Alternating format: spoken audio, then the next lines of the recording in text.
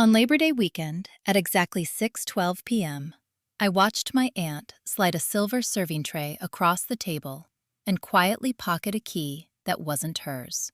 2 hours later, she told everyone my grandmother had died, with nothing but $312 in her checking account. If you've ever had a moment where something felt wrong before you could prove it, you'll understand why I didn't say anything that night. But I saw it, and that was the first crack. Before I take you back to the beginning, do me a quick favor. If you believe family loyalty has limits, hit like. If you've ever been underestimated by your own blood, subscribe. And tell me where you're watching from. I read every single comment. Now let me take you back. My name is Alara Quinn. I'm 31 years old, and I work nights as a hotel housekeeper just outside Tampa, Florida. Not glamorous, not impressive, but steady. And steady was something my grandmother believed in more than anything. Her name was Margaret Quinn. Everyone called her Maggie, except me. To me, she was the only person who never made me feel like I had to earn my place in the room. She lived in a one-story house in Clearwater, paint peeling, roof patched in 3 different shades, the kind of place real estate agents describe as full of potential when they mean barely holding together.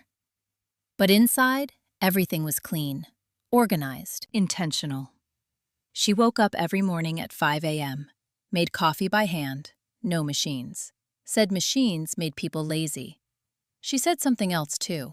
Security isn't what you have, it's what you refuse to waste. I didn't understand it growing up. I do now. When I was 19 and got kicked out after dropping out of community college, she was the one who let me stay. No lectures, no conditions, just one rule: be useful. So I cleaned, I cooked, I worked, and I watched. Because my grandmother wasn't what people thought she was. Not even close. The rest of the family? They treated her like a burden. My mother, Denise Quinn, visited maybe twice a year, always with complaints. "The house is falling apart, Mom. You should sell. You can't live like this." But she never offered help, just suggestions that always seemed to benefit her somehow. My older cousin, Lacey Quinn, was worse. She only showed up when she needed something: gas money, a place to stay, or, once, to borrow a ring she never returned. And then there was my aunt, Vanessa Quinn, the one with the polished voice and the perfect nails. Real estate agent, top 3% in Pinellas County. She didn't just dislike my grandmother's lifestyle, she resented it. "You're sitting on value," she told her once, standing in the kitchen like she owned it. "This property alone is worth at least $210,000. My grandmother didn't even look up from slicing apples. "Then it can stay worth that without being sold." Vanessa smiled, but it wasn't kind. It was the kind of smile people use when they think they're smarter than you. "You'll regret that someday." My grandmother finally looked at her. "No, you will." That was the first time I realized something. My grandmother wasn't stubborn. She was certain. There's a difference. The last 3 months of her life, things changed. Not dramatically, subtly. She started locking drawers, keeping a small notebook with her at all times, answering phone calls outside. Once I asked her about it. She just said, "Not everything needs to be shared to be real." That sentence stayed with me, because it didn't sound like secrecy. It sounded like protection. The morning she died, I was at work, room 214. Family of 4 had checked out, left behind half a pizza and a broken lamp. My phone buzzed at 5:38 a.m. Unknown number. I answered anyway. "Miss Quinn?" "Yes, this is Baycare Medical. I'm calling about Margaret Quinn." There's a tone nurses use. Careful, controlled. I knew before she said it. "She passed at 4:52 this morning, peacefully, no pain." I leaned against the wall and slid down to the carpet. The vacuum was still running behind me. No pain. They always say that. I don't remember hanging up. I remember sitting there and realizing something felt off. Not grief, something sharper, like a question I didn't have words for yet. I called my mother. She picked up on the 3rd ring. "Oh." That was her response. Not, oh no, not silence, just, oh. I'm heading into a meeting, she added. We'll figure things out later. Click. I sat there staring at my phone. Then I called Vanessa. She answered immediately. I already know, she said. Her tone? Prepared. Too prepared. I'm handling arrangements, she continued. Don't worry about anything. Don't worry about anything. That's what people say when they don't want you involved. I didn't argue. I just said okay and hung up. That night, I went to the house, used my key, the same one I'd had since I was 19. The air smelled like coffee, like it always did. Everything looked the same, but it wasn't. Drawers slightly open, cabinet misaligned. Something had been moved. I didn't touch anything, not yet. I just sat at the kitchen table, her chair, and waited. Because I knew something. I just didn't know what. The funeral was 3 days later. Small, too small. 14 people total, most of them neighbors. Vanessa organized everything. Of course she did. She wore black, perfectly tailored, spoke softly, controlled the room like it was a listing presentation. Margaret lived a simple life, she said during her speech. She didn't believe in material things. People nodded. Of course they did. That's what it looked like. After the service, we went back to the house. Vanessa stood at the center of the living room, holding a folder. Legal documents, she announced. Here it comes. She cleared her throat. Margaret Quinn passed with no significant assets. She paused. Let that sink in. The house has outstanding maintenance issues and minimal equity after estimated repairs. She flipped a page. Checking account balance at time of death. $312.48. A few people exchanged glances. That's it? That's all? Vanessa closed the folder. We'll likely need to sell the property to cover final expenses. My mother nodded immediately. Of course. Practical, efficient, clean. Like my grandmother's entire life had been reduced to a line item. I didn't say anything, but I watched. Because right before she started speaking, I saw something.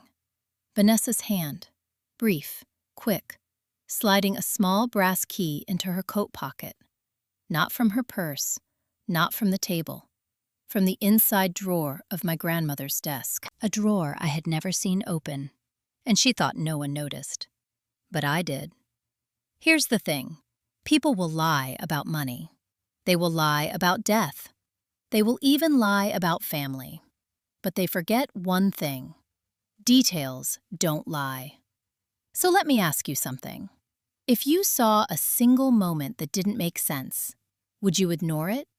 Or would you follow it, even if it led straight into your own family? Because that key, that wasn't the end of something. It was the beginning. And I didn't know it yet. But whatever my grandmother left behind, Vanessa Quinn was trying very hard to make sure I never found it. And 3 days later, I found out exactly why. 3 nights after the funeral, at 2:17 a.m., I went back into my grandmother's house and opened the drawer Vanessa had tried to hide.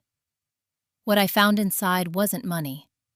It was a list of names, 38 of them, and next to each name, a number. Before I tell you what those numbers meant, let me ask you something. Have you ever realized too late that someone you trusted wasn't just lying, they were managing the lie? Because that's when things get dangerous. That's when it's not about truth anymore, it's about control. And Vanessa Quinn was very, very good at control. I didn't break in. That's the part people always assume. The house was still technically family property. Vanessa hadn't changed the locks yet. She would, I knew that. Which meant I had a window. A small one. The kind you don't waste. I waited until after my shift, finished cleaning 19 rooms, clocked out at 1:40 a.m., drove straight there. No music, no distractions. Just the sound of my own breathing and the same thought looping over and over. That key. When I got to the house, the street was quiet. One porch light across the road. everything else dark. I unlocked the front door slowly, stepped inside, closed it behind me without turning on the lights. I didn't need them. I knew this house better in the dark than most people knew their own in daylight. The desk was in the corner of the living room. Same place it had always been. Solid wood, scratches along the edge from years of use. The bottom drawer, the one Vanessa opened. I crouched down, pulled it gently. It was locked. Of course it was. I leaned back against the wall and let out a slow breath. Okay, so she took the key. That meant whatever was inside mattered. A lot. I looked around. My grandmother didn't believe in complicated systems. Everything had a place, which meant if there was a key, there was a backup. I stood up and walked to her bedroom. Nightstand, left drawer, Bible, peppermint tin. Same as always. I opened the tin. Empty. That wasn't right. She always kept something inside. Always.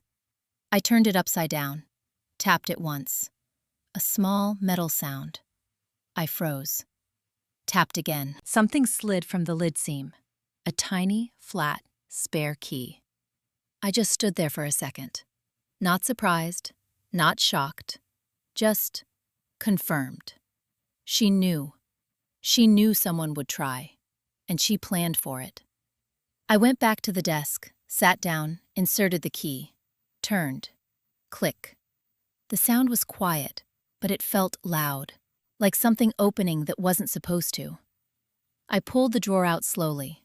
Inside, no cash, no jewelry, no deeds. Just a single manila folder and a small black notebook. I picked up the folder first, opened it. Inside were printed documents, receipts, transfers, bank routing numbers, amounts, $3,200, $7,500, $12,000. Over and over again. Different names, different dates, going back years. My stomach tightened. This wasn't random. This was a pattern. I set the folder down and picked up the notebook. Handwritten, my grandmother's writing. Neat, precise. Page 1. A name. Samuel Ortiz. Next to it. Paid $8,400. Cleared debt. Working again.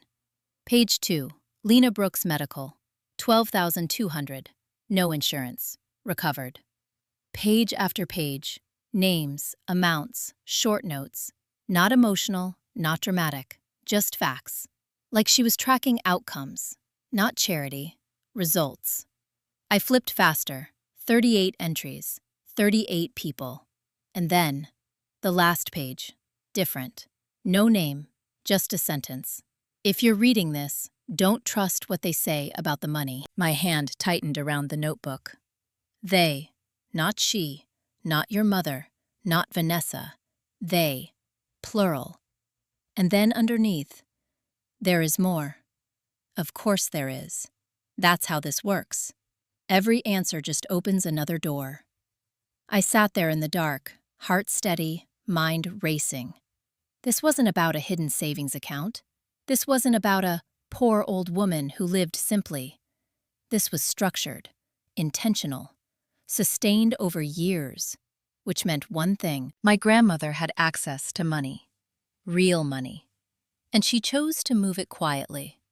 I leaned back in the chair and asked myself the question no one else in my family would. Where did it come from? Because $312 in a bank account doesn't fund this. Not even close. I grabbed my phone, took photos of every page, every receipt, every name. Then I put everything back exactly how I found it.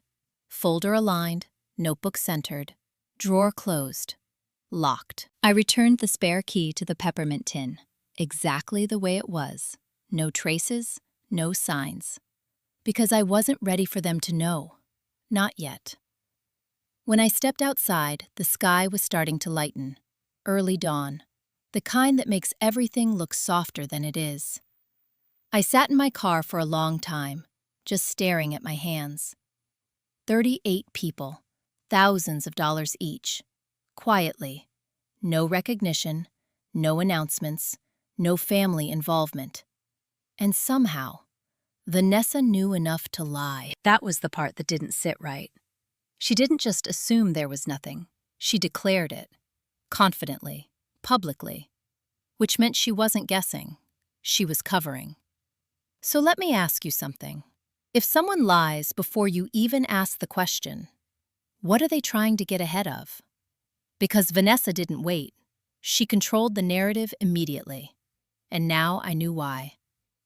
But I still didn't know everything, not even close. I drove home just as the sun came up, showered, changed, sat on my bed with my phone in my hand, scrolling through the photos.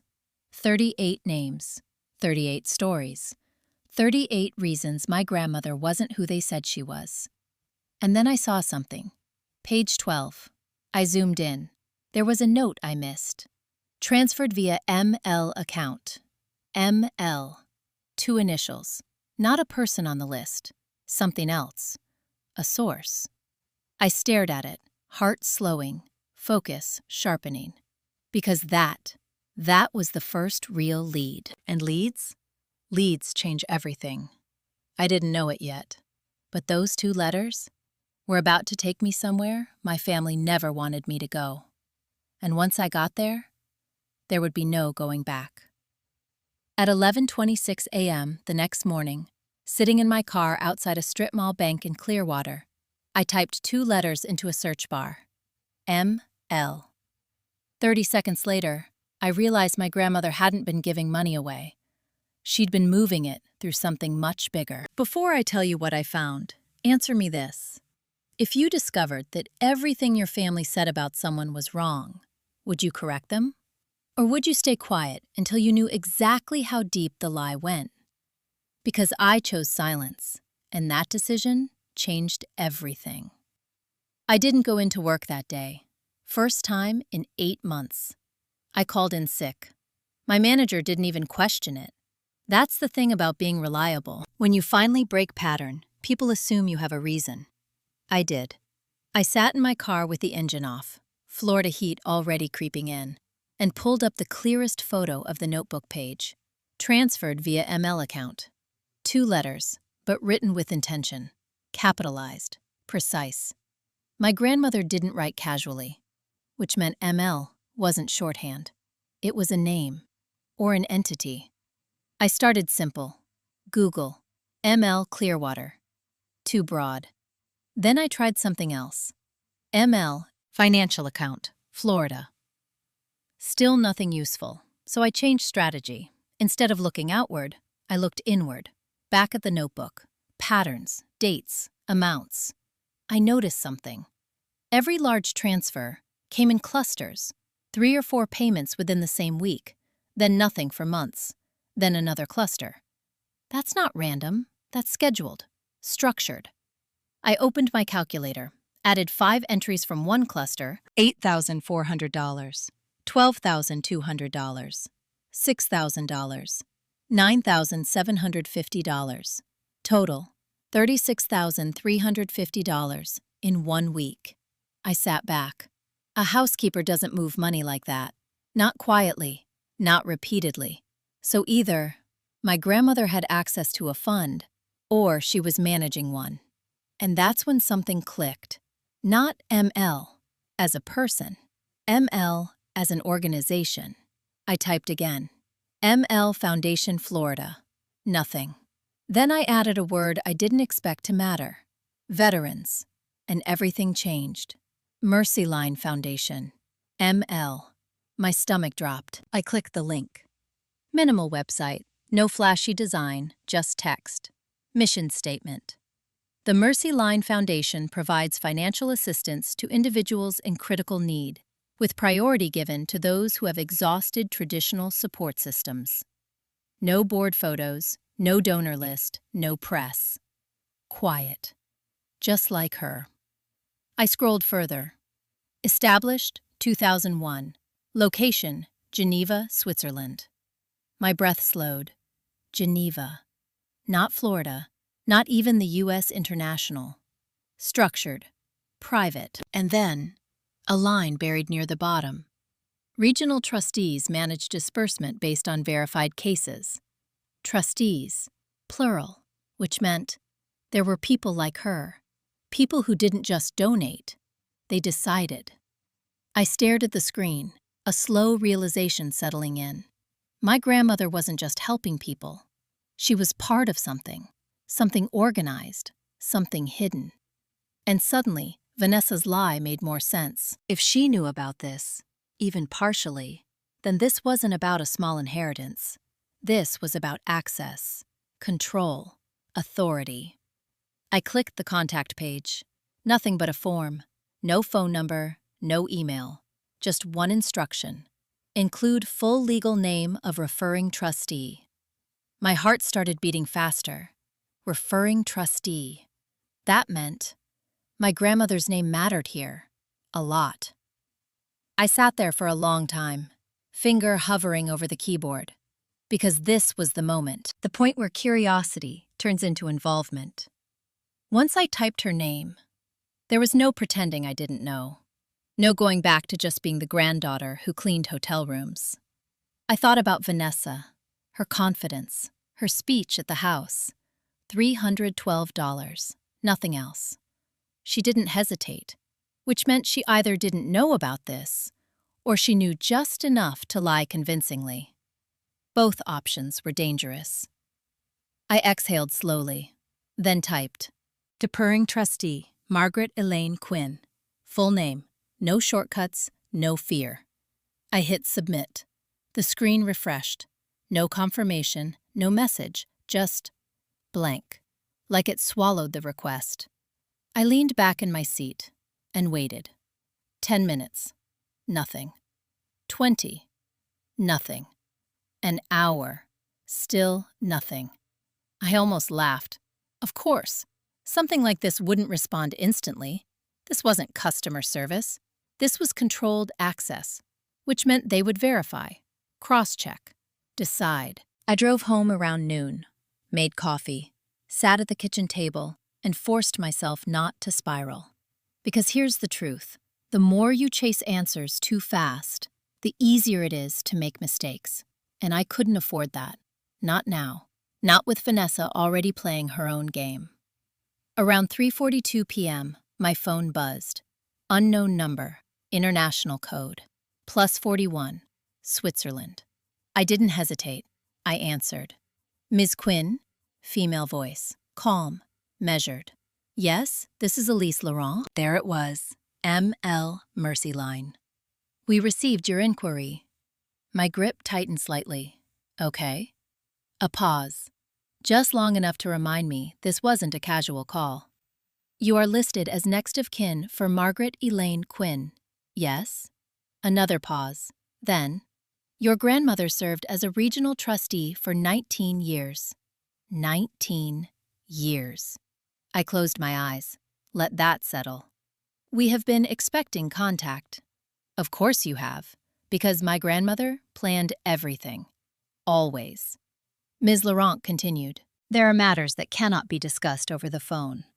I almost smiled. Of course there are. You will need to come in person. My heart dropped just slightly. Where? Geneva. Of course. Again, same pattern. Distance, barrier, control. I glanced at my bank app instinctively. Savings, $2,940. A flight to Switzerland?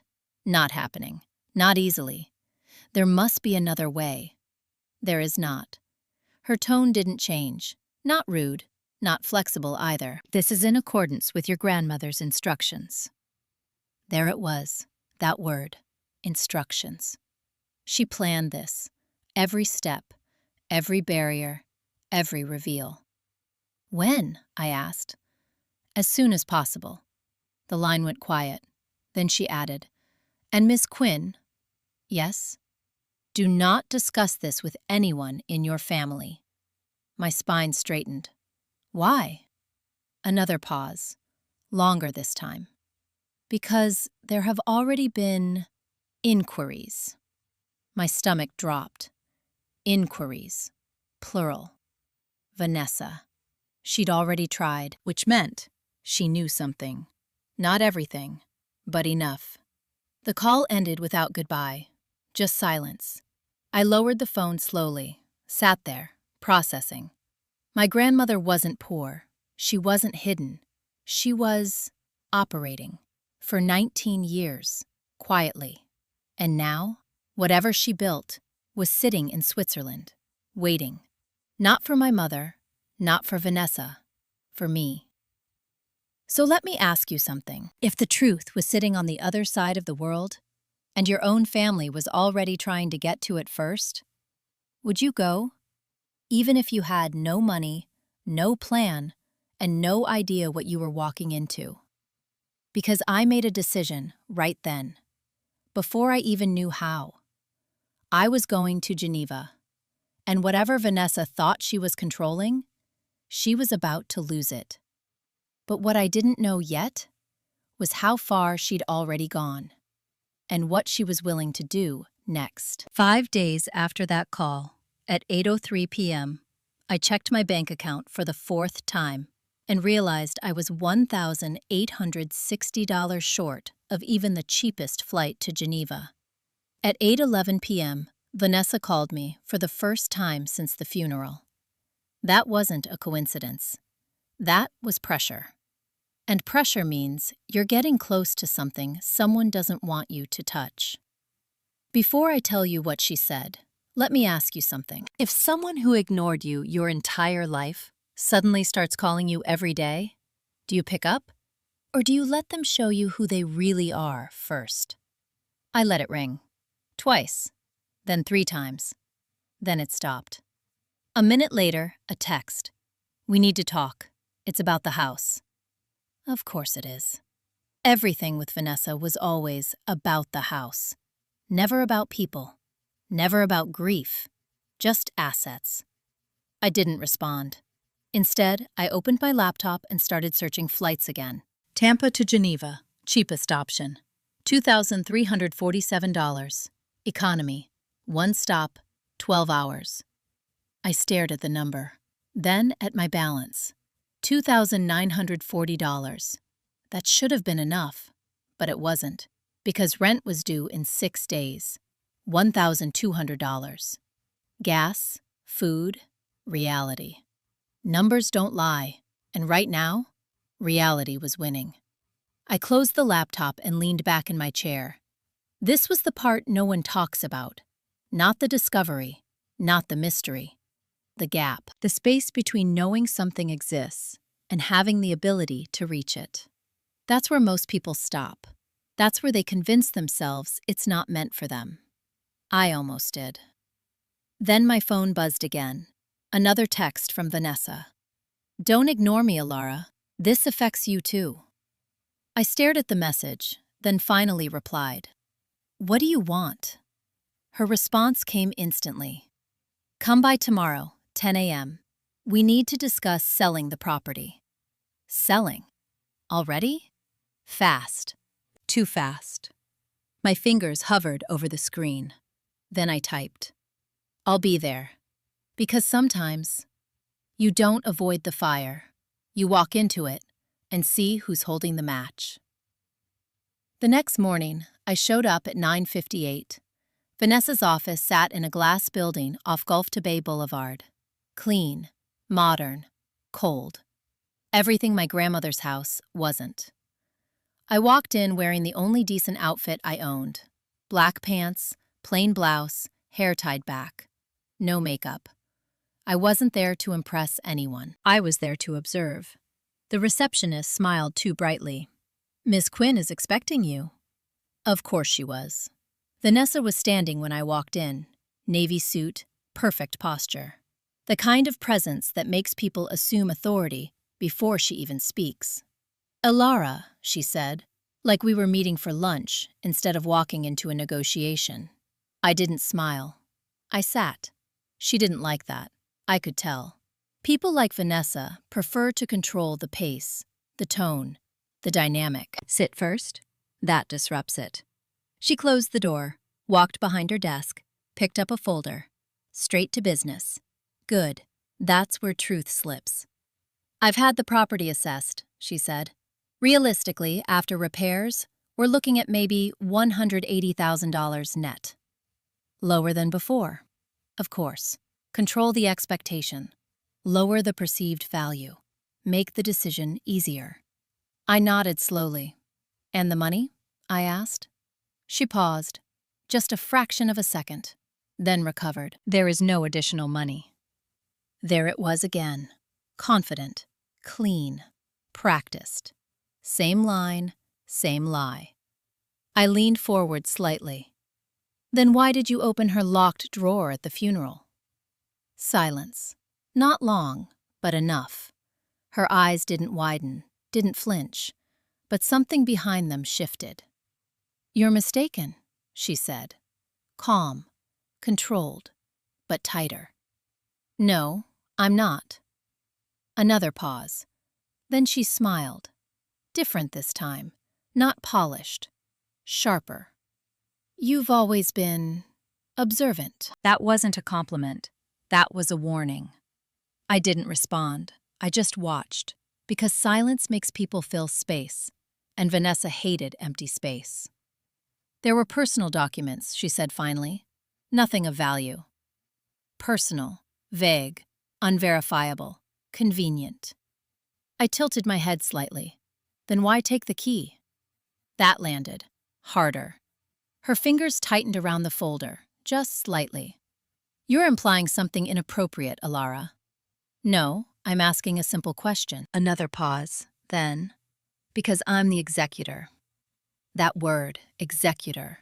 I felt something click. You weren't listed as executor at the reading. Now she leaned back, crossed her legs, resetting control. That's because the formal documentation hasn't been fully processed yet. Smooth. Too smooth. I nodded slowly, then asked the question that mattered. Did you contact anyone outside the family about her finances? There it was. Direct. No room to deflect. She didn't answer immediately. And that told me everything. Because innocent people answer fast. Guilty people calculate. Finally, I've made a few professional inquiries, she said. Professional, neutral, safe wording. My heart slowed. Focus sharpened. What kind of inquiries?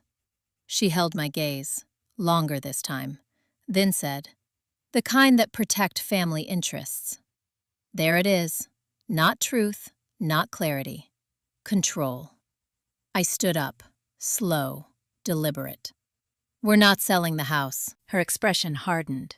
You don't have the authority to make that decision. Maybe not, but you don't have full control either. Not yet. That word, yet. I saw it hit her, because she understood something in that moment. I knew more than I should, and I wasn't telling her how much. That's the worst position for someone like Vanessa. Uncertainty. Ilara, she said, voice lower now. You don't understand what you're dealing with. I almost smiled. Actually, I think I'm starting to. I turned toward the door, then stopped. One more thing. I looked back at her. If you already contacted them, and they didn't give you what you wanted, that means one thing. Her jaw tightened. They're not waiting for you. And I walked out. I didn't look back, didn't need to, because I already knew. Vanessa had tried. She had reached out to Mercy Line, and they had refused her, which meant whatever my grandmother left behind was locked behind something Vanessa couldn't break. And that made her dangerous, because people like her don't accept no. They escalate. I got in my car, hands steady, mind racing, because now I had two problems. One, I needed to get to Geneva, fast. Two, Vanessa knew I was getting close, and she wasn't going to sit still.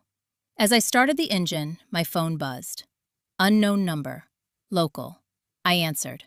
Miss Quinn? Male voice this time. Yes? This is Daniel Reeves, attorney. My stomach tightened. I represent Vanessa Quinn. Of course you do. We need to discuss legal authority over your grandmother's estate. There it is. Escalation. Right on schedule. I stared out through the windshield, at the bright Florida sun, at the world that still looked normal, even though nothing about this was normal anymore. And I realized something. This wasn't just about money. This was about timing. Because Vanessa wasn't trying to win.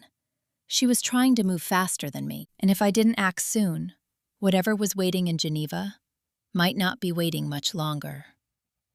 2 days later, at 6:05 a.m., I sold the only thing I owned worth more than $500 and booked a one-way flight to Geneva.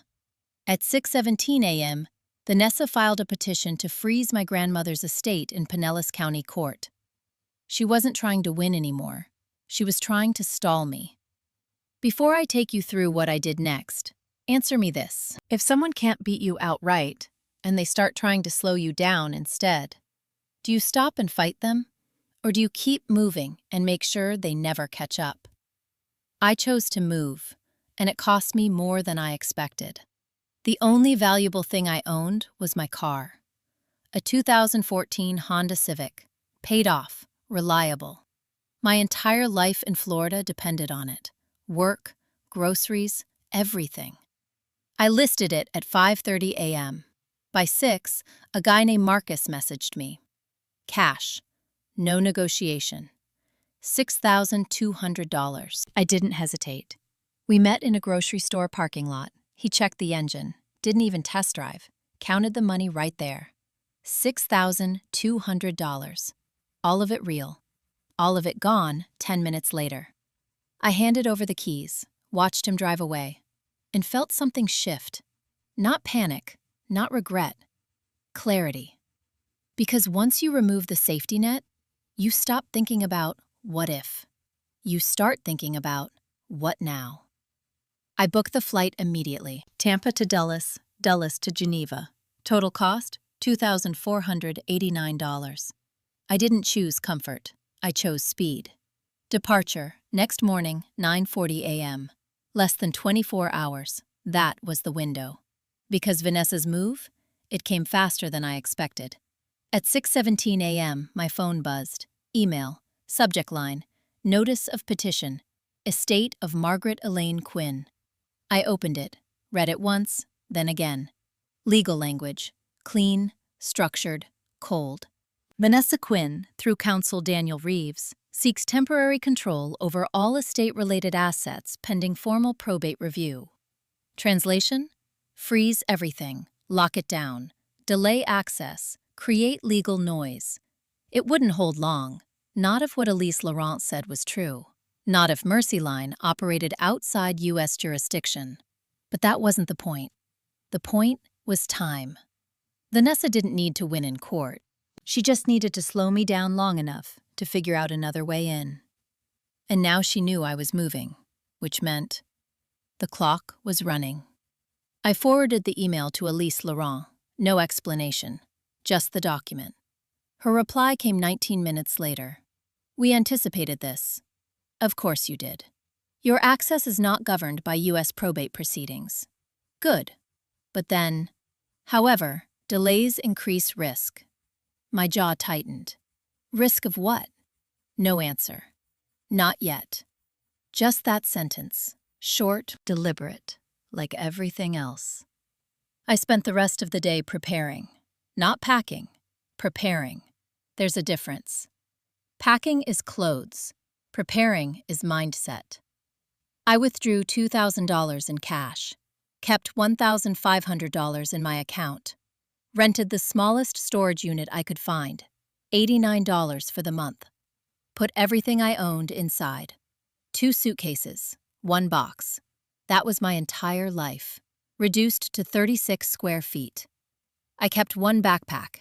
Inside, passport, clothes, notebook, my grandmother's folder. Nothing unnecessary, because weight slows you down, and I couldn't afford slow. Around 3:30 p.m., my mother called, first time since the funeral. I let it ring, then answered. What is Vanessa talking about? No hello, no concern, just information gathering. She filed something, I said. You're trying to stop the sale? There it is. Alignment. She wasn't confused. She was coordinated. We're protecting the family, Alara. No. You're protecting access. Silence. Then, where are you? I almost smiled, because now she knew, or at least suspected. Not here for long. That was enough. Her voice sharpened. Don't do anything stupid. That word again. Stupid. People use it when they don't understand your move, or when they're afraid of it. I ended the call. Didn't explain. Didn't argue. Because explanations give people time to interfere, and I was done giving Vanessa time. At 7:12 p.m., there was a knock on my apartment door. Not loud, not aggressive, controlled. I already knew who it was. I opened it. Vanessa stood there, in person. That surprised me. She didn't do unplanned visits, which meant this wasn't unplanned. You're leaving, she said. Not a question, a statement. I didn't answer. She stepped inside without asking, looked around. Minimal furniture. Boxes gone. She noticed. Of course she did. Where are you going? I leaned against the wall. What do you want, Vanessa? Her jaw tightened. Then she dropped the act. For the first time. No polished tone, no performance, just direct. You don't understand what that organization is. There it was. Confirmation. Mercy line. She knew. Maybe not everything, but enough. Then explain it. She hesitated, just a fraction. Then, it's not what you think. That sentence. Always a red flag. People don't say that when something is simple. They say it when something is controlled, complicated, or dangerous. I held her gaze. Then why didn't they let you in? That hit, harder than anything else. Her eyes narrowed. Because I'm not listed. Exactly. Silence stretched between us, heavy, sharp. Then she stepped closer, lowered her voice. If you go there, you won't be able to control what happens next. Control. That's what this was always about for her. I shook my head slightly. I'm not trying to control it. I'm trying to understand it. Wrong answer, for her. Because people like Vanessa don't trust curiosity. They only trust leverage. She exhaled slowly, resetting. Then tried a different angle. Whatever your grandmother had, it belongs to this family. No, I said quietly. It doesn't. And that was the moment everything changed. Because for the first time, she realized I wasn't negotiating. Not for money, not for approval, not for peace. I was choosing something else. Something she couldn't influence. She straightened, mask back on. Then this is a mistake. Maybe, but it's mine.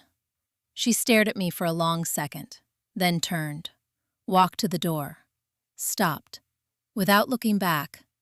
If you walk into this, Alara, don't expect to walk back out the same.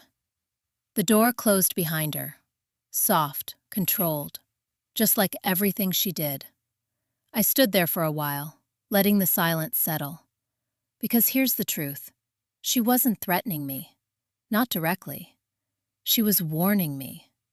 And that made it worse. Because Vanessa doesn't warn people. She maneuvers around them.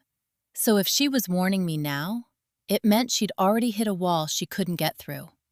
And whatever was on the other side of that wall wasn't something she could manipulate. At 4:30 a.m. the next morning, I sat in a rideshare heading to Tampa International Airport.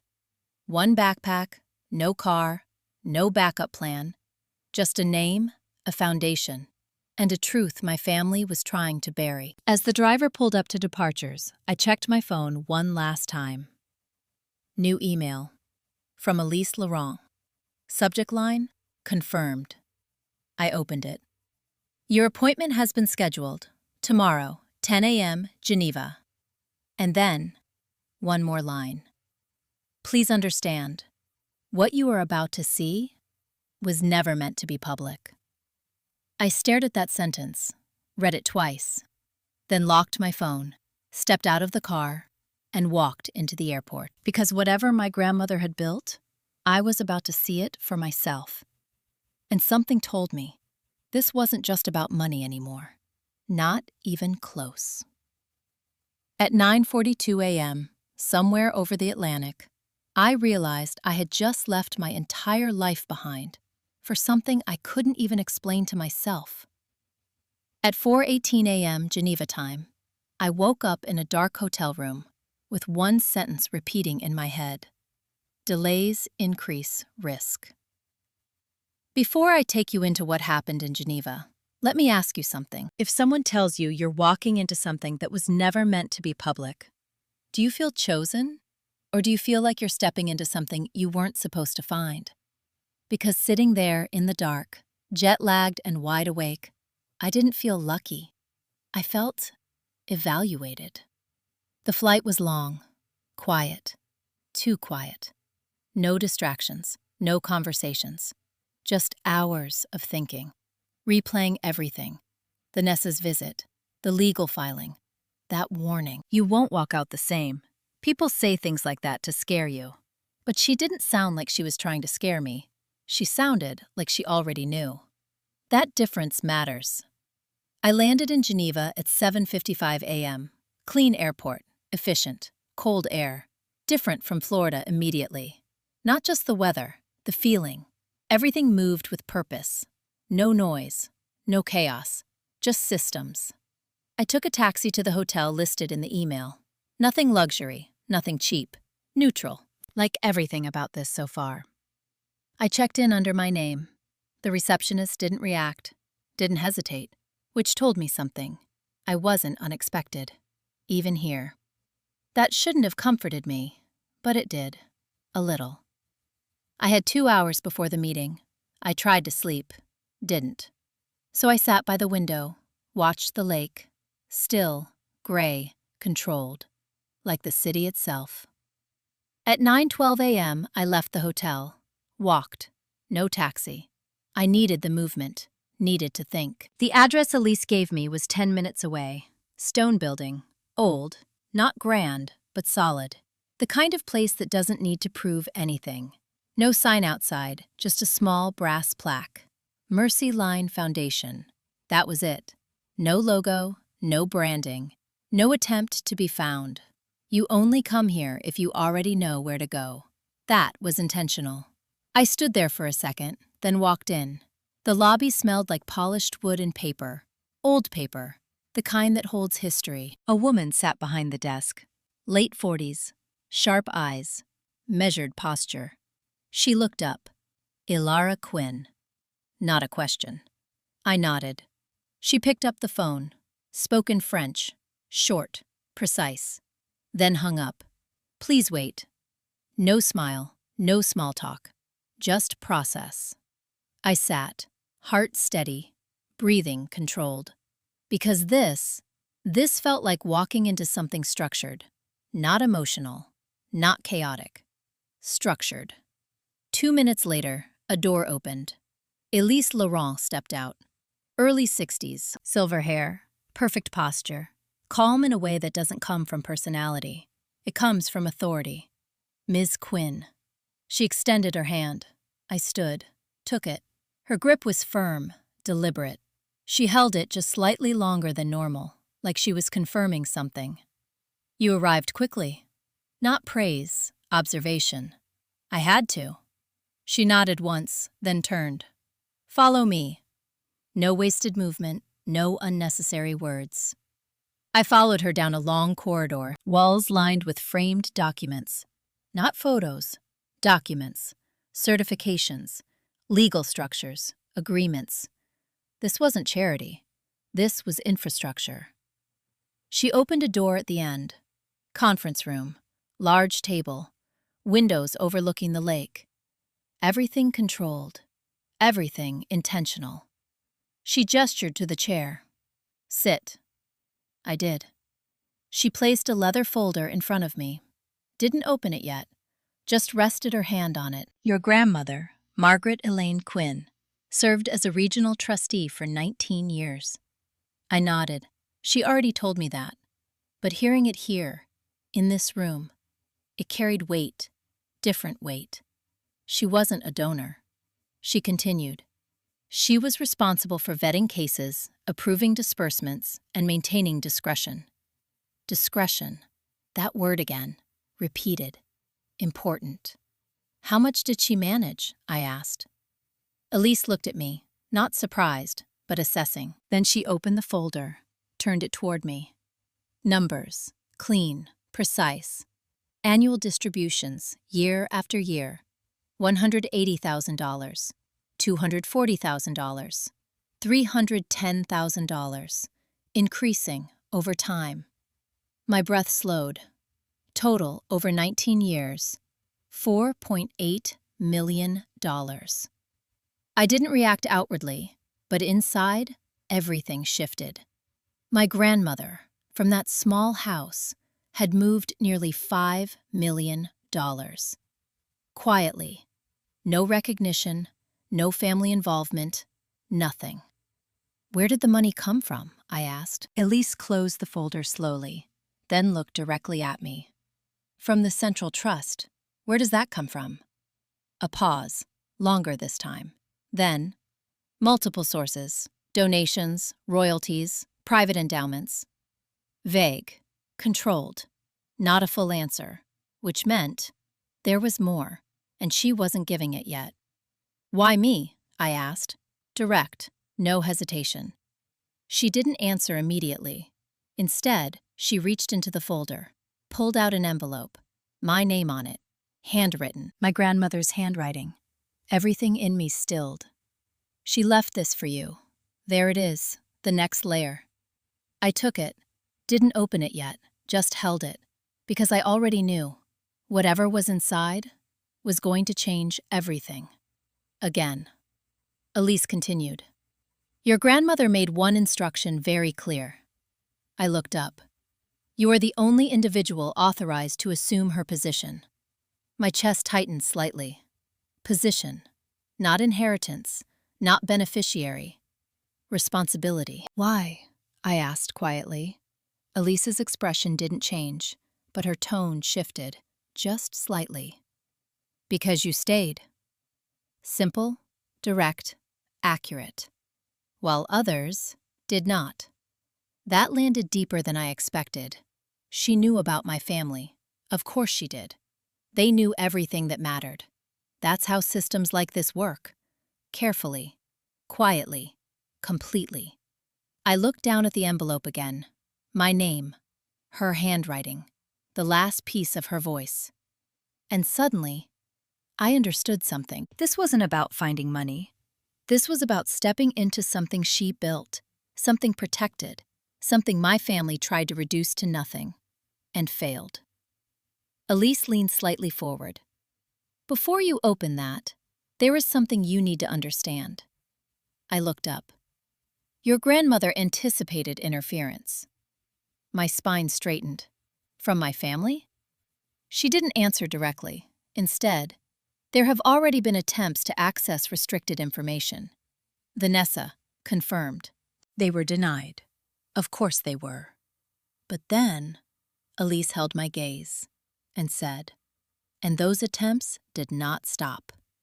That sentence sat heavier than anything else, because it meant one thing. Vanessa wasn't done. Not even close. So let me ask you something. If you found out someone in your own family was trying to break into something like this, would you still see them the same way? Or would you start realizing this was never just about money for them? I looked down at the envelope again, then slowly opened it, because whatever my grandmother wrote inside was the next truth, and something told me this one was going to hurt. At 10:14 a.m., I sitting in that conference room in Geneva, I unfolded my grandmother's letter and read the first line twice before it made sense. At 10:16, I realized she hadn't been protecting the money. She'd been protecting it from them. Before I tell you what she wrote, let me ask you something. If someone you trusted spent years preparing for a betrayal you didn't even see coming, would you feel grateful? Or would you feel like you missed something you should have caught sooner? Because I felt both, and neither of them made this easier. The paper was thin, folded carefully. No official letterhead. Just the same kind she used for grocery lists. Ordinary, like everything she chose. But the handwriting, steady, intentional, no hesitation, which meant she wrote this long before she got sick. Ilara, if you're reading this, it means two things. I didn't get the chance to explain, and someone already tried to take what was never theirs. My chest tightened. Not surprise. Recognition. She knew. Not guessed. Knew. I kept reading. Your mother will say I abandoned the family. Vanessa will say I was manipulated. They will both be wrong. Direct, clean, no emotion, just truth. I built distance on purpose because proximity is how they justify entitlement. I paused, let that line sit, because it wasn't just about them. It was about strategy. She didn't drift away. She stepped back, deliberately. I continued. The work I did through Mercy Line was never meant to be visible. Not because it was secret. Because it needed to be protected from people who confuse access with ownership. That sentence hit harder. Because that was exactly what Vanessa was doing. Access, control, ownership. She believed proximity gave her rights. My grandmother didn't. Next line. You were the only one who never asked me what I had. You only asked if I needed anything. My throat tightened slightly. I remembered. Small moments. Fixing the sink, bringing groceries, sitting in silence without needing anything in return. I never thought those things mattered. They did. More than anything. That's why I chose you. There it was. Not random, not sentimental. Measured. She chose based on behavior, not blood. Then, there is a secondary ledger. I stopped. Read that again. Secondary ledger. My pulse slowed, focus sharpened. Because now we were past emotion, back to structure. You will not find it in the house. Of course not. It is not written in full anywhere. Fragments exist. You already found one. I exhaled slowly. The notebook, the 38 names. That was just a fragment. Not the system, not the whole. Just enough to lead me here. Then, trust no request that comes with urgency. That line sat heavy, because everything Vanessa was doing was urgency. Sell the house, file the petition, call the lawyer. Push, push, push. My grandmother anticipated that, which meant Vanessa wasn't improvising. She was predictable. I kept reading. If they escalate, it means they are losing control. Do not engage emotionally. Do not negotiate. And most importantly, do not delay. My grip tightened on the paper, because that last line, that was the one that mattered most right now. Do not delay. And then the final part. There is something you will learn in that room. It will change how you see all of this. When it does, remember this. Kindness without discipline becomes exploitation. Discipline without kindness becomes control. You will need both. I sat there for a second, then folded the letter slowly, carefully, like it was something that needed to stay intact. Because it did. I looked up at Elise. Secondary ledger. She nodded once. Your grandmother was precise. That's one way to say it. Where is it? She didn't answer immediately. Instead, she reached for another document, turned it toward me. Not numbers this time, not names. A map. Not geographic, structural, connections, nodes, lines, like a network. Each point labeled with initials, different regions, different trustees. My eyes scanned it, then stopped. M.Q. Margaret Quinn. Set to multiple nodes, not isolated, central. She wasn't just part of the system. She was a key point in it. Your grandmother oversaw more than individual cases, Elise said. She coordinated regional allocations. Coordinated. That's bigger. That's influence. That's trust. And then, the part that changed everything. There is an internal account assigned to each trustee. My attention locked in. A reserve, used for rapid response cases, emergency allocations. I leaned forward slightly. How much?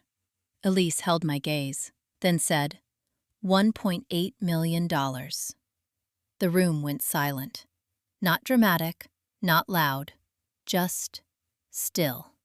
Because now the numbers made sense.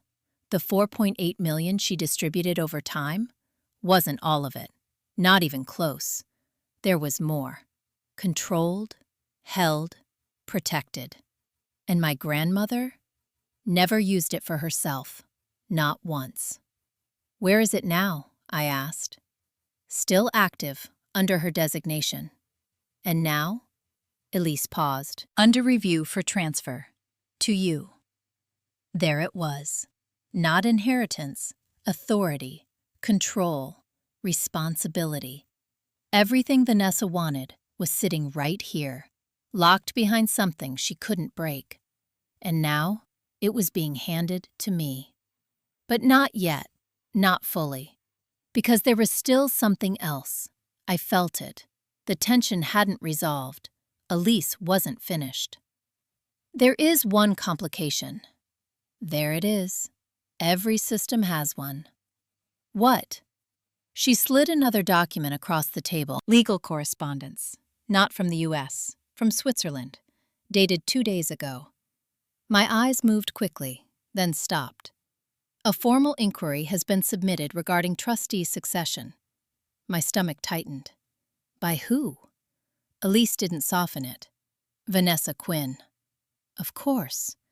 But this was different. This wasn't just a random inquiry. This was structured, legal, prepared. She submitted documentation claiming. Elise tapped the page. Undue influence. There it is. Strategy. If she couldn't access it directly, she tried to invalidate the transfer, make it look like my grandmother wasn't in control, make it look like someone manipulated her. Classic. Clean. Dangerous. What happens if that goes through? I asked. Elise didn't hesitate. Then the transfer is suspended pending investigation. Time. Again. That's what Vanessa was after. Not winning. Delaying. Buying space to find another angle. And suddenly, everything lined up. The legal filing in Florida. The pressure. The urgency. The visit. She wasn't reacting. She was executing. I leaned back slowly, mind moving faster now. Because this wasn't emotional anymore. This was strategy.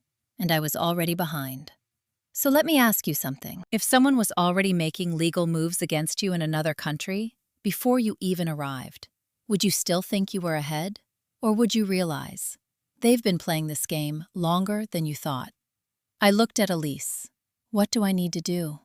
She didn't answer right away. Instead, she watched me, measured, like she was waiting for something.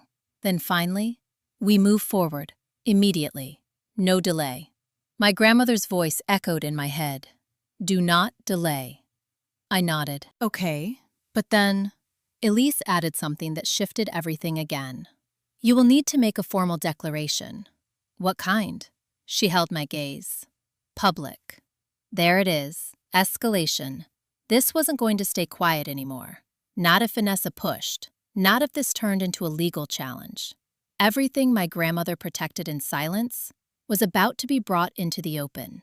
And once that happens, there's no going back. Because exposure changes everything. I sat there, letter in my hand, numbers in my head, family on one side, truth on the other, and a system that was never meant to be seen, now at risk of being dragged into the light. And the next move was mine. But what I didn't know yet was that Vanessa had already set something else in motion, something I hadn't seen coming, and it was about to follow me all the way here. At 11:02 a.m., Elise placed a document in front of me and said one sentence that changed the direction of everything. If you sign this, there is no private version of this story anymore. At 11:05, my phone buzzed with a U.S. notification. Vanessa had just gone public. Before I tell you what she did, let me ask you something.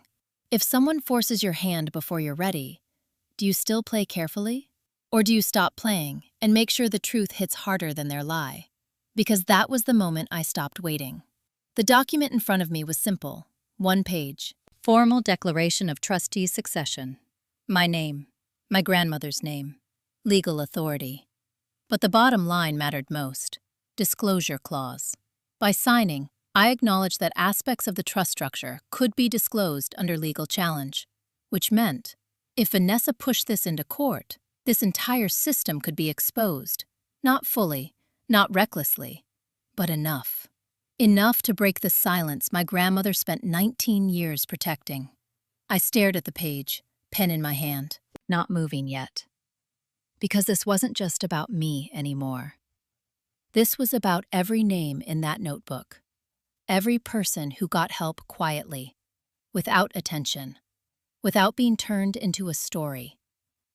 Once this goes public, it never goes back. Elise didn't interrupt, didn't pressure. She just watched. Because she knew this decision couldn't be influenced, only made. Then my phone buzzed. Once. Then again. Then again. I picked it up. Notifications stacked. Messages, missed calls, links. My stomach tightened. I opened one. A news article. Local Florida outlet. Headline. Local woman accused of withholding family assets following grandmother's death. There it is. Vanessa's move. Public pressure. Narrative control.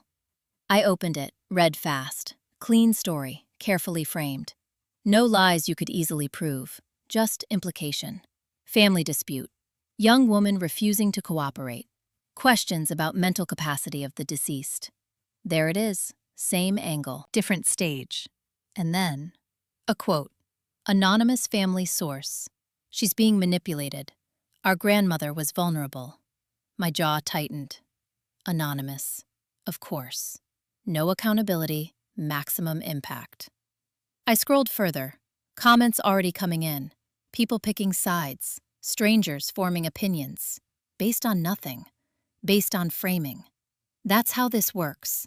Not truth. Narrative. I locked my phone. Set it down slowly. Looked at Elise. She's accelerating. Elise nodded. Yes. Of course she is. Because delay only works if the other side stays quiet. Vanessa wasn't just trying to delay anymore. She was trying to shape perception, which meant this wasn't a private conflict anymore. Not if I let it continue like this. Not if I stayed silent. I looked back at the document, then at the letter in my other hand. Do not engage emotionally.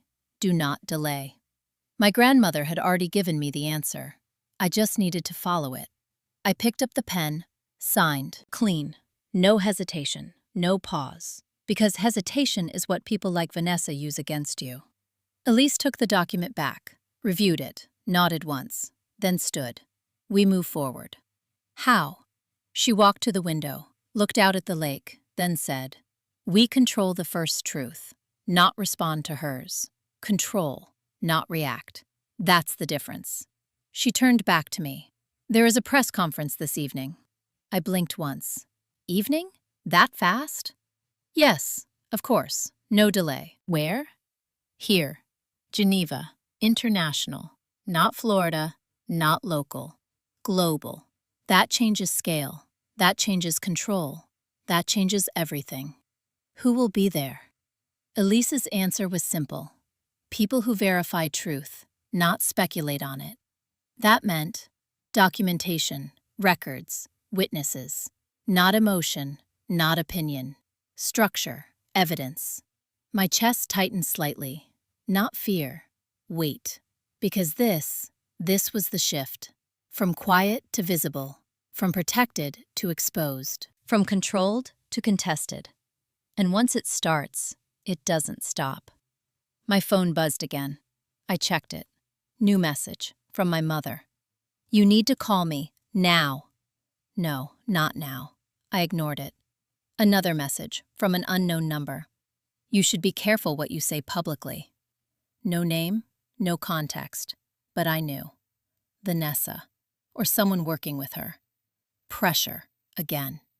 But different now, less controlled, more aggressive, because she was losing control. Just like my grandmother predicted. I looked at Elise. What exactly are we showing tonight?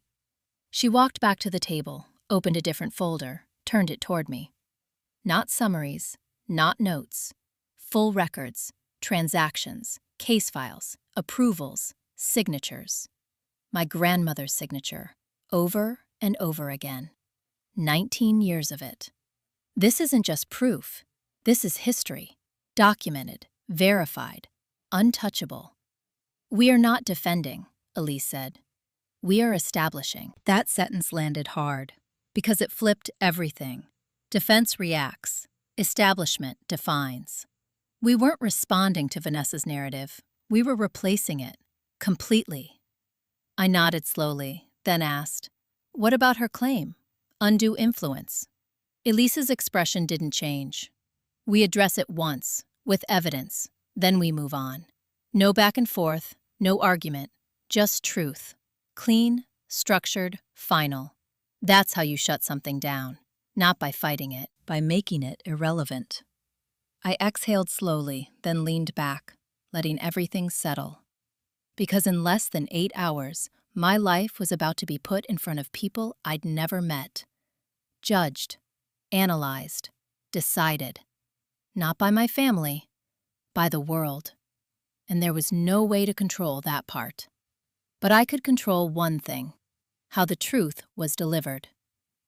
So let me ask you something. If someone tried to destroy your credibility before you even spoke, would you still tell your story carefully? Or would you make sure when you spoke, there was nothing left for them to twist?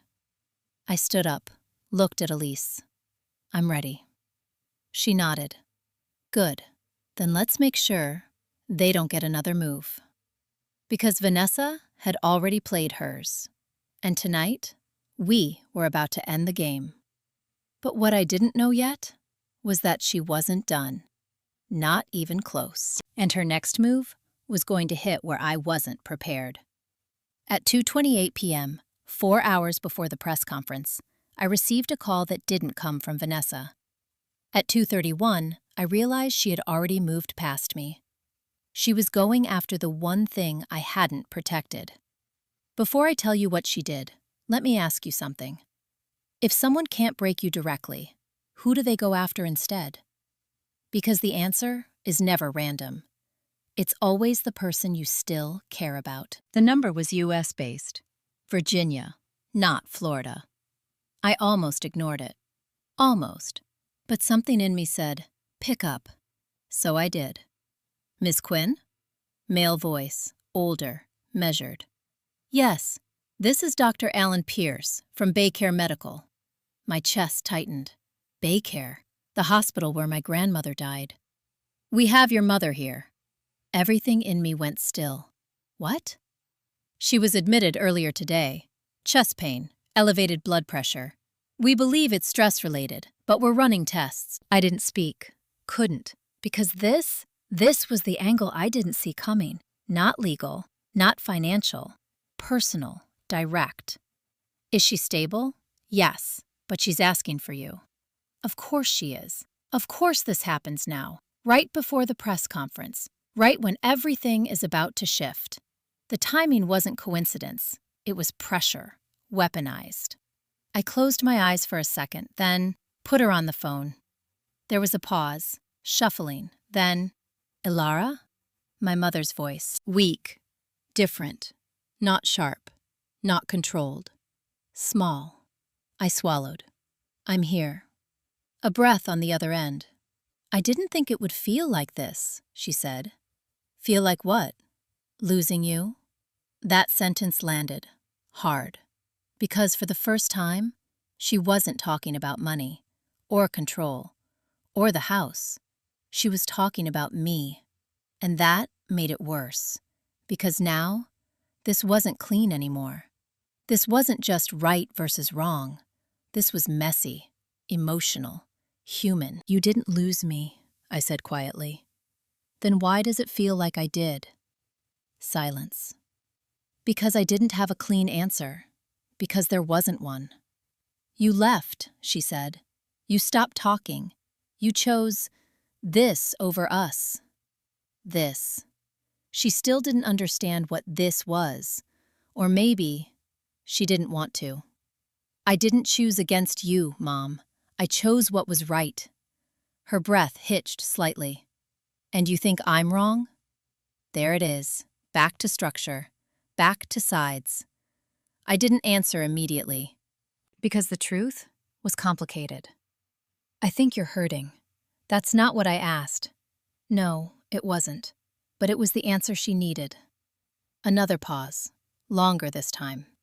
Then, Vanessa said you're going public. Of course she did. Of course she told her. Of course she framed it. Yes. Why would you do that to us? Us. That word again. Because she still believed this was about family, and not about what my grandmother built. Because it's already public, Mom. You just don't control the version of it. Silence. Then, you could stop this. No, I couldn't. Not anymore. Not after signing. Not after stepping into this. Not after everything. I won't. Her breathing changed. Faster. Tighter. Then, you sound just like her. My grip tightened on the phone. Good. That slipped out before I could stop it. But I didn't take it back, because I meant it. That was the problem. To her. That was the problem. She chose strangers over us. She chose people who needed her. And we didn't? That question hung there, heavy, because the answer wasn't simple.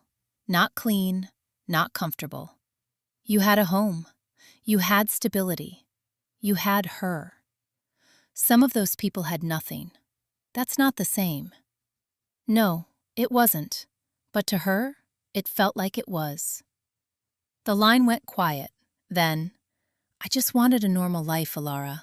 Not this. Not conflict. Not this feeling. And there it was. Not anger. Not entitlement. Loss. Different kind, but real. I get that, I said. Do you? Another long pause. Then, come home. Just that. 2 words. Heavy. Simple. Dangerous. Because if I said yes, everything stops. Press conference, trust, truth, everything. And Vanessa wins without ever needing to prove anything. I looked out the window. Lake still, gray, controlled. And I thought about my grandmother, her house, her choices, her letter. Do not delay. I can't. My voice was steady, not cold, just clear. I have to finish this. Her breathing slowed.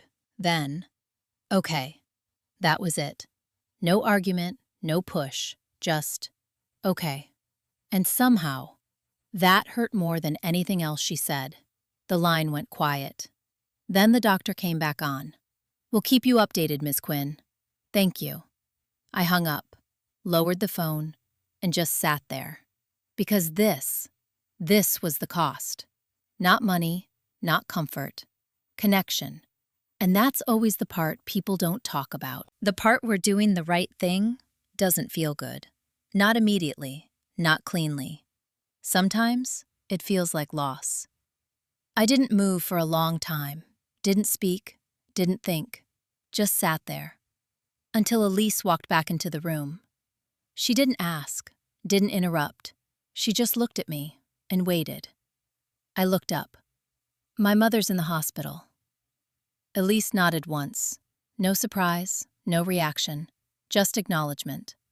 Then, are you leaving? Direct, no softness, no assumption, just the question that mattered. And in that moment, everything came down to that.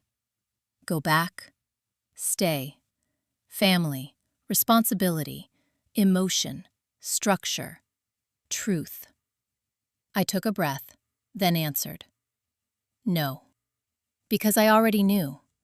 If I left now, I wouldn't just be leaving Geneva. I'd be walking away from everything my grandmother trusted me with. And I couldn't do that. Not after coming this far. Elise nodded again, then said, Good. One word, but it carried weight. Not approval, alignment. Then, we start in 3 hours. I stood up, straightened slightly, reset. Because whatever I was feeling had to wait. That's what discipline looks like. Not ignoring emotion, just knowing when it gets to lead. And this wasn't that moment. So let me ask you something. If doing the right thing meant someone you loved might not understand you, would you still do it? Or would you choose peace instead? Because in 3 hours, I was about to make that choice permanent. In front of people who didn't know me, didn't care about my family, didn't care about context, only truth. And once I spoke, there would be no taking it back. But what I didn't know yet was that Vanessa had one last move, and this one was designed to break me in public. At 6:59 p.m., 1 minute before I stepped onto the stage in Geneva, my phone buzzed with a message from Vanessa. At 7 p.m., I walked into a room full of cameras, knowing she had just tried to destroy me one last time. Before I tell you what she did, let me ask you something. If someone saves their worst move for the moment you can't hide, do you hesitate? Or do you walk forward anyway and make sure it doesn't land? Because I didn't stop. I didn't even slow down. The message was short, a single image, no text. I opened it. My chest tightened. It was a screenshot of an email from my account. Private. Sent from my old laptop. Subject line: Trust Transfer Inquiry. Date: 2 days ago. The content was edited, rewritten, manipulated.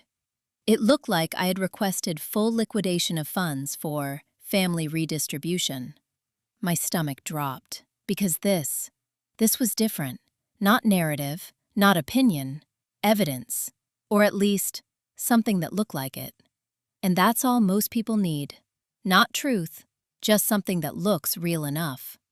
I stared at it for 3 seconds, 4, then locked my phone, because I understood immediately. She accessed my email.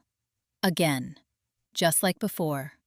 The old laptop, still linked, still vulnerable. She didn't need to break into Mercyline. She just needed to make it look like I was untrustworthy, undermine me, right before I spoke. So anything I said would sound like damage control. Smart, calculated, exactly what I would expect from her, and exactly why it wouldn't work. Because she made one mistake, she moved too late. If she had released that yesterday, it might have shaped the narrative. But now I had control of the stage, control of the timing, control of the truth. And timing is everything. Elise stepped beside me. We're ready. I nodded once, then walked forward. No pause, no hesitation. Because hesitation is where doubt grows, and I didn't have time for doubt. The room was larger than I expected. Not crowded, but focused. Media, legal observers, foundation representatives. No noise, just attention. That kind of silence is heavier than anything else. I stepped to the podium, set my notes down, didn't look at them, didn't need to. Because this wasn't a speech, this was a line, and I was about to draw it. My name is Alara Quinn. My voice was steady, clear, not loud, didn't need to be. I am here as the designated successor to Margaret Elaine Quinn, Regional Trustee of the Mercyline Foundation. I paused. Let that settle, because names matter, titles matter, structure matters. They anchor truth. Over the past week, there have been claims made regarding my grandmother's capacity, my intentions, and the legitimacy of this trust. I didn't rush, didn't react. I stated. Because reaction weakens position, statement defines it. Tonight I will address those claims, once, and only once. That line shifted the room, slightly, because it told them something. This wasn't going to be a back and forth. This was final. I turned slightly. Elise stepped forward, placed a folder on the podium, Opened it. Documentation. Original signatures. Medical evaluations. Dated. Verified. My grandmother established and maintained full cognitive capacity at the time of all trust-related decisions. Clean. Undeniable. No emotion. Just fact. Undue influence requires vulnerability. There was none. I looked back at the room. Let that land. Then I reached into my bag, pulled out my grandmother's notebook, placed it next to the folder.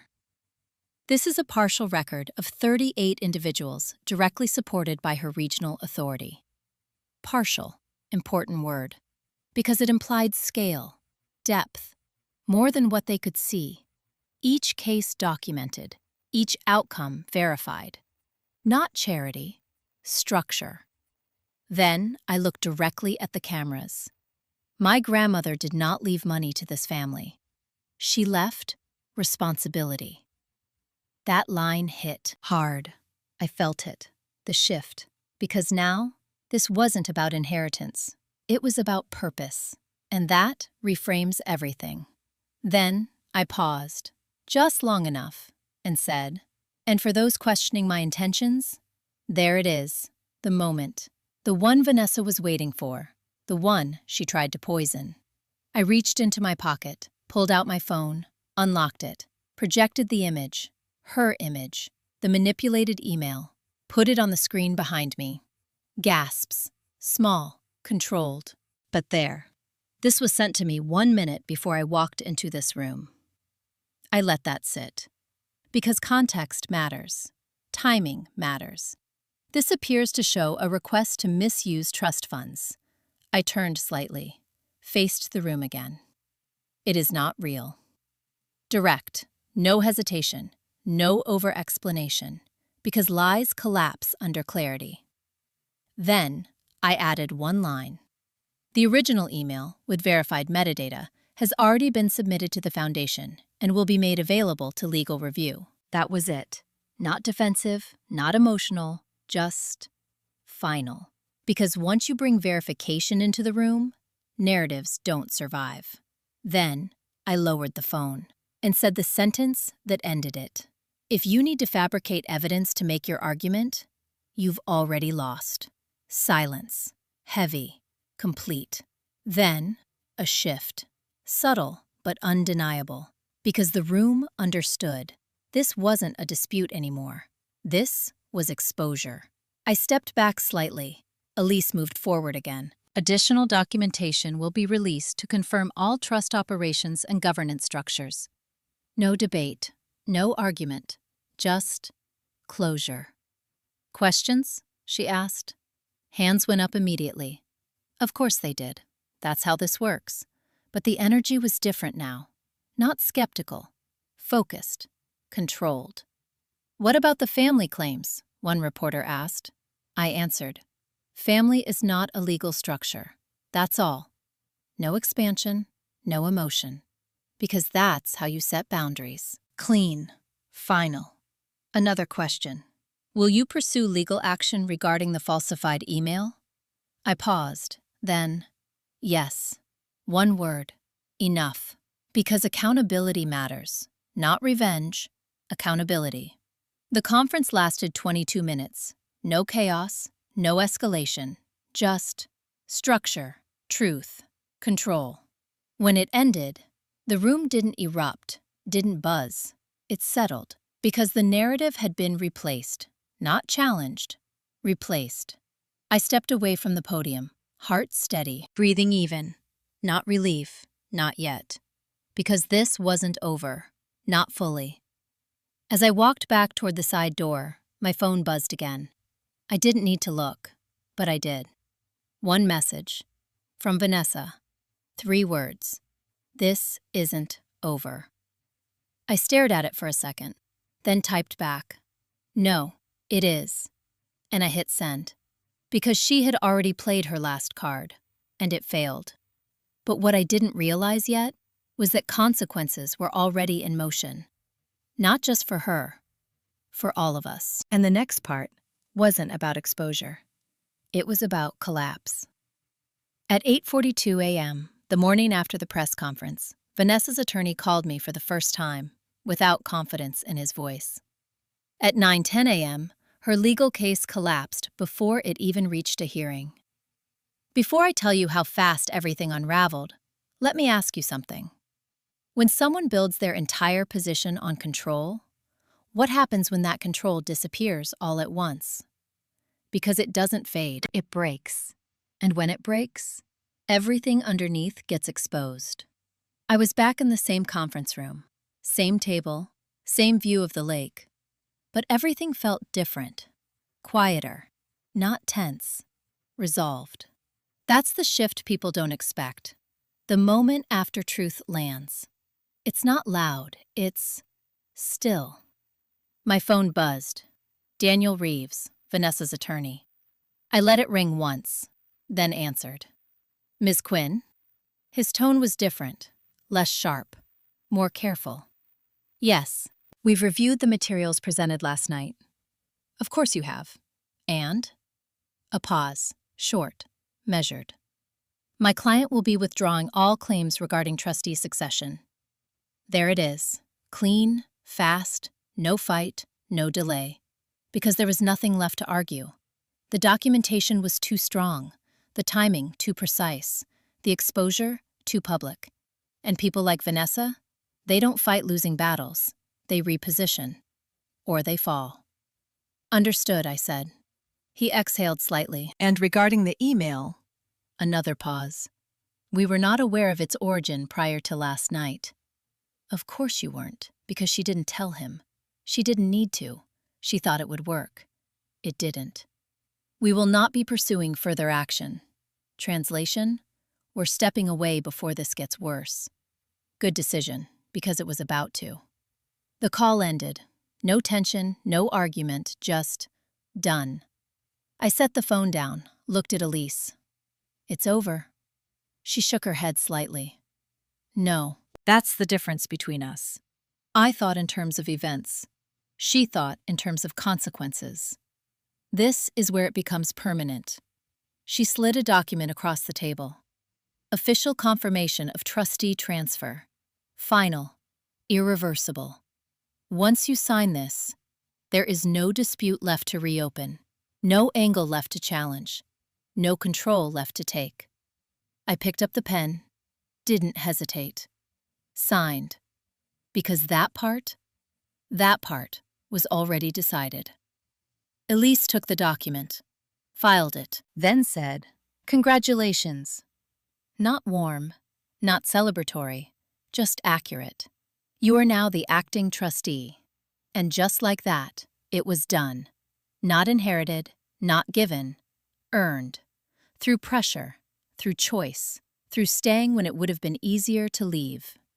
I leaned back slightly, exhaled, and for the first time allowed myself to feel it. Not victory, not relief. Wait. Because now, this wasn't something I was protecting. This was something I was responsible for. And responsibility doesn't end. It begins. My phone buzzed again. Message from Brooke. 3 words. He left. I closed my eyes for a second, then opened the message. Chad moved out last night.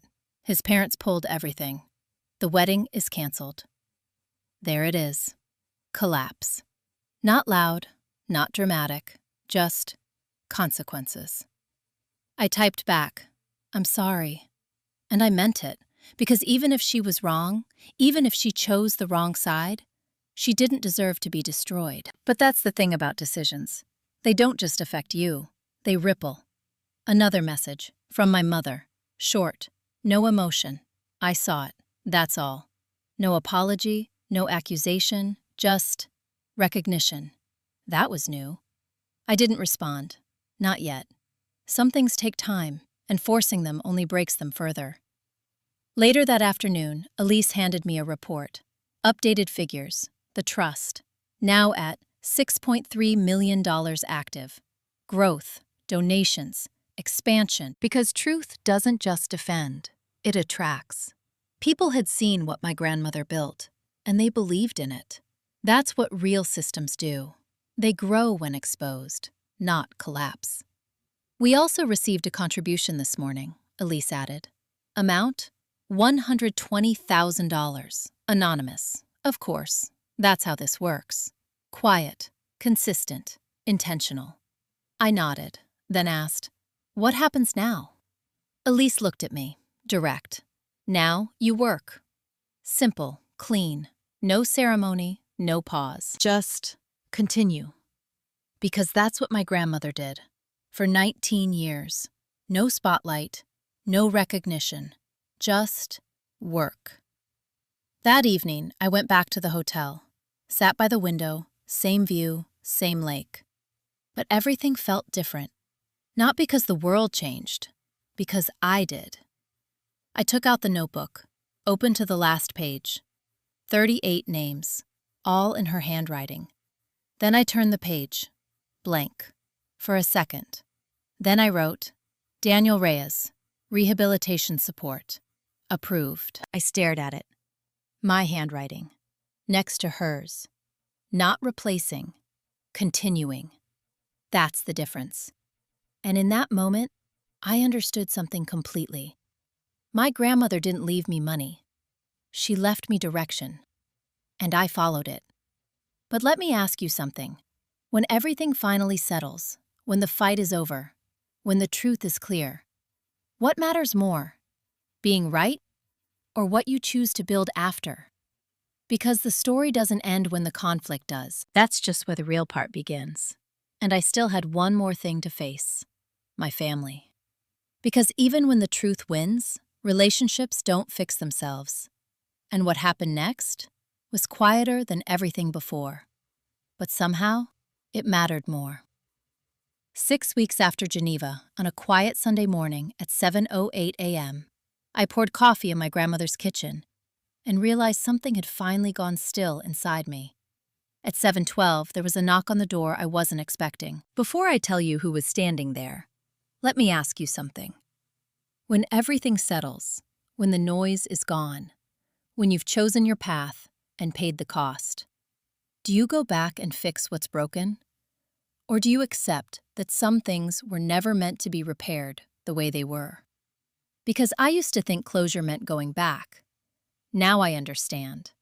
It means deciding how far forward you're willing to go. I moved into the house 2 weeks after returning from Geneva, not because I had to, because I chose to. I fixed the floors first, not perfectly, but enough. Replaced the broken cabinet hinges, cleaned the windows, replanted the garden, tomatoes, basil, rosemary, the same way she kept it. Not for nostalgia, for continuity, because places like this, they hold rhythm, and I didn't want to break it. My life settled into something steady, mornings in the kitchen, coffee, handwritten notes, reviewing applications, afternoons on calls with Elise in the foundation, evenings quiet, no TV, no noise, just space. And in that space, things became clear. The trust had grown. $6.3 million became 6.6. New donors, quiet ones, people who didn't want recognition, just impact. We approved 7 new cases in that first month. 1 for a single mother in Arizona, 1 for a veteran in Ohio, 1 for a 23-year-old who reminded me too much of myself. Each one, different story, same outcome. Stability. That's what my grandmother built. Not wealth, not comfort, stability. And now, it was my job to protect it. Brooke came by first, unannounced, midweek, 3:40 p.m. I opened the door and barely recognized her. No makeup, hair pulled back, sweatshirt, quiet, different. "Hi." That was all she said. I stepped aside, let her in. She walked through the house slowly, not judging, not commenting, just looking, taking it in. She stopped in the kitchen, ran her hand across the counter. I used to hate this place. Honest, no defense, no excuse, just truth. I didn't respond. I didn't need to, because sometimes people have to hear themselves say it. She sat down, Same chair she hadn't touched in years. "I've been volunteering at the VA hospital." She looked up, like she was waiting for me to react. I nodded. "Good. That's it. No praise, no validation, just acknowledgement. Because this wasn't about approval, it was about change." "I didn't know," she said, "about any of it." "I know." Her eyes filled slightly, but she didn't cry, not this time. I called her boring. She let out a small breath. And she was everything. Yes, she was. Silence, but not uncomfortable, just real. Then, "Can I help?" That question. Simple, but different. Not take, not ask. Help. I looked at her for a second, then said, "Start by showing up." She nodded, and for the first time in years, I believed she might. My mother came later. Not announced, not planned. Saturday morning. Same time I used to hear my grandmother in the kitchen. 7:10 a.m. The knock was softer than I expected. I opened the door. She stood there, no makeup, hair not done, holding a small box. She looked smaller. Not physically, just less sharp, less guarded. "Hi." Same word, different weight. I stepped aside. She walked in slowly, looked around, took in everything. The repairs, the garden, the coffee. She stopped in the living room. This house always smelled like this. Coffee and something else. Rosemary. Your grandmother said it kept things grounded. She nodded, sat down, didn't speak for a while. Then, I read the article. Which one? The real one, that mattered. Not the one Vanessa tried to write. The one that told the truth. I sat across from her, waited. "I didn't know," she said, again. Same words as Brooke, but different tone. Heavier. Because for her, it meant something else. It meant she chose not to know. For years. "I believed what was easier," she added. That landed. Because that's what most people do. They don't choose lies. They choose comfort. And comfort hides truth very well. She placed the box on the table. I found these. Inside, photos, old ones. My grandmother younger, in uniform, standing straight, looking directly at the camera. Not smiling, but not cold. Certain. Always certain. She never looked unsure, not once. "Your grandmother didn't make mistakes like this," my mother said quietly. "Like what?" "Choosing you." That wasn't an insult. That was recognition. Late, but real. I didn't respond, because I didn't need to defend it. It was already proven. She looked at me for a long time. Then, "I'm not asking for the money." That mattered, more than anything else she could have said. She paused, struggled. "Then, I want to understand why she didn't trust me." There it is. Not anger, not entitlement. Pain. I held her gaze, then said, "She didn't trust what you valued, not who you were. That's the difference." She absorbed that, slowly, then nodded. "I can see that now." Silence again. Then, "I don't expect things to go back to how they were." Good, because they won't. But I'd like to try differently. I leaned back slightly, studied her. Because this was the moment. Not dramatic, not loud, but real. And real is harder than anything else. We start with honesty. That's it. No conditions, no expectations. Just truth. She nodded. That's fair. And for the first time, it felt like something could exist between us again. Not the same, not repaired. Different. Stronger. Because it wasn't built on assumptions anymore. It was built on choice. That afternoon, I walked outside. The dogwoods had bloomed, white against the green. Quiet, steady, the way they always did. Late, but exactly when they were supposed to.